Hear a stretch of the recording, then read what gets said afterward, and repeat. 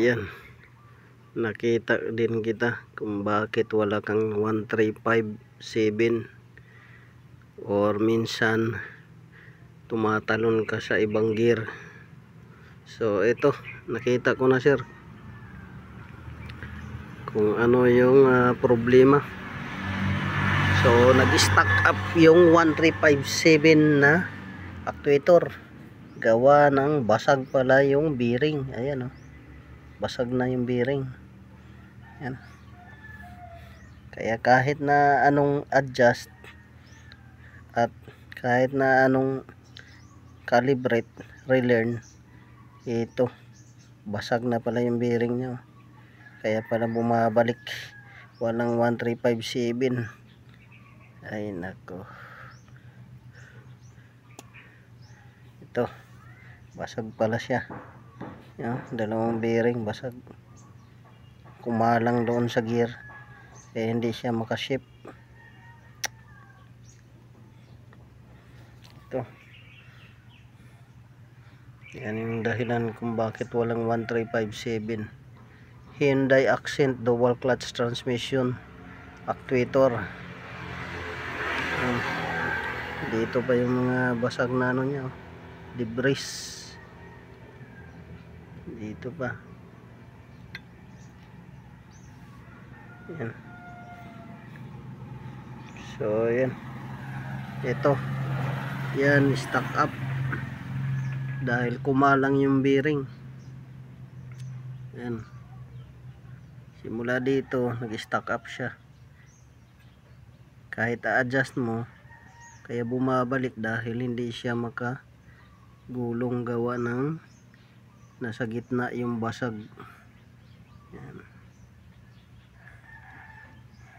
So yan yung problema niya. Pati ito nalaglag na to, dito yung nagalagay sa roller niya. So yan, dito yung mga basag oh.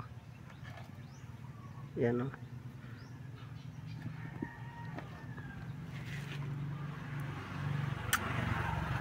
So na kumalang dito. Yan,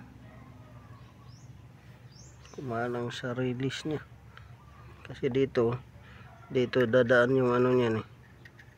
Dito dadaan yung ano niya, gulong ng bearing. Kaso di naman maka takbo yung bearing, gawa ng nakalangan na. So papalitan natin to.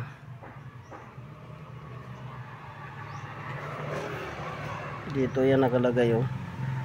Yan, nakaganyan yan, nakalagay dyan. Yan, nakaganyan. So dito may bearing yan, may bearing, gaganyan ganyan yan, ihigupin niya ganyan oh, ganyan, higupin niya yan, yan. Tapos yan, tutulak niya.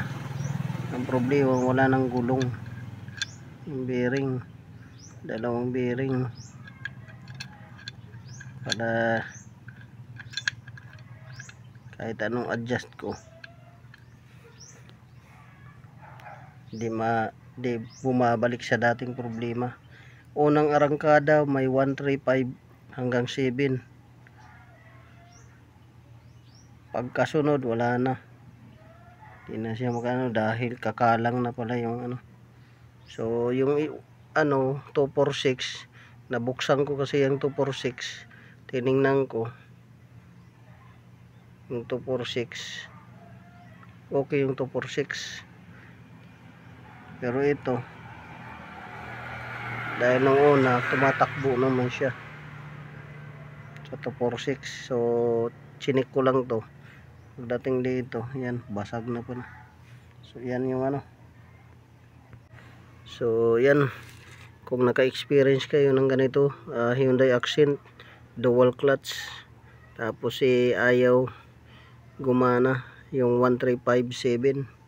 So ito yun, yan oh, nagkalat yung basag na bearing. sa loob, kumalang dito. So dito yan nakalagay dito.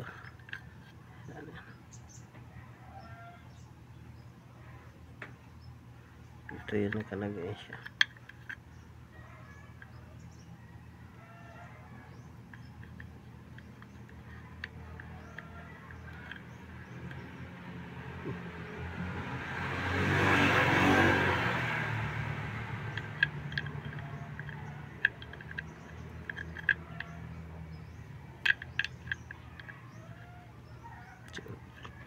Diyan yan nakalagay yan,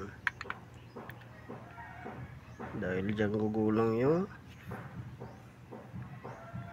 bearing. Ito yan, yan yung status sir, bibila natin to ito. So ayan, so kung may sasakyan kayong dual clutch, ito kaya pala kahit anong adjust, calibrate, relearn, wala na palang bearing to. Ayan nangalaglag na doon sa loob. Itong isa dito, ito sa 246, nalaglag din dito yung gear, nalaglag din yung gear sa loob yung 246. Nabuksan ko to at naibalik ko yung gear na nalaglag. Tapos ito, kasi pagkakabit ko yung gear, yun tumakbo siya, may 1357. So kaya hindi ako naghinala dito na wasak pala yung bearing, kasi may 1357. Tapos kinalibrate, relearn, pagkatapos relearn tatakbo siya may 1357. Ang problema, hindi na pala makagulong siya. Ito, dyan nakalagay yung bearing, tatakbo-takbo dyan ganyan. Kaya pala nag-stack up kasi nangalaglag na yan.